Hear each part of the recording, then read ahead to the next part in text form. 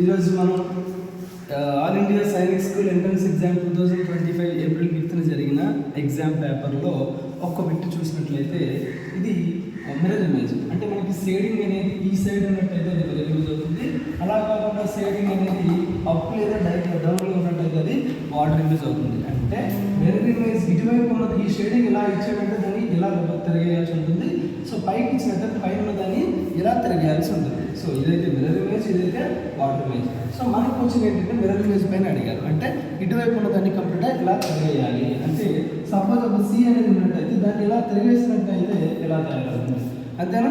So ఇది mirror image, అంటే సికి మిర్రర్ ఇమేజ్ ఇది. అలాగే ఇంకొక లెటర్ ఏదైనా తీసుకున్నట్లయితే పి అనే లెటర్ ఇలా తీసుకున్నట్లయితే దానికి మిర్రర్ ఇమేజ్ ఇలా అవుతుంది. సేమ్ అదే అప్లై చేద్దాం.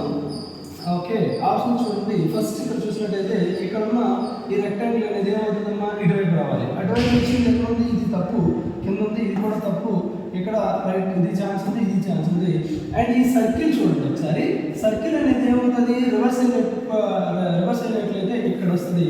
అలా వచ్చింది ఎక్కడ ఉందమ్మా అంటే ఆప్షన్ 2 రైట్.